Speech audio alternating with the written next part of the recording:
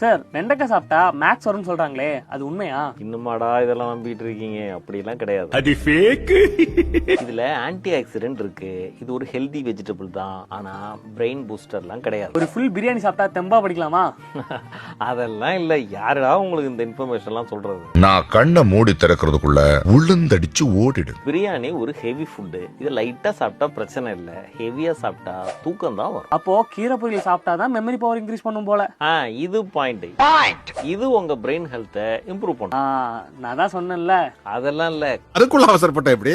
கன்சிஸ்டன்டா சாப்பிட்டா மட்டும்தான். Curd rice சாப்பிட்டு படிச்சா தூக்கம் வரும் தானே? கர்டு ஒரு கூலிங் ஏஜென்ட். அதனால அதை சாப்பிட்டோன்னே பாடி ஒரு ரிலாக்ஸ்டு மோடுக்கு போயிடும். அப்ப படிச்சா தூக்கம் தாயா வரும். கண்ணிருக்கும் எல்லோரும் தூங்கத்தான் செய்வார்கள். அப்போ படிக்கிறதுக்கு முன்னாடி சாப்பிடவே கூடாதா? அதுவும் இல்ல. ப்ராப்பரான ஹோல் லைட் ஃபுட் எடுத்து கடமையை செய்யும் நேரத்தில் கண்டபடி தூங்காதே போடா.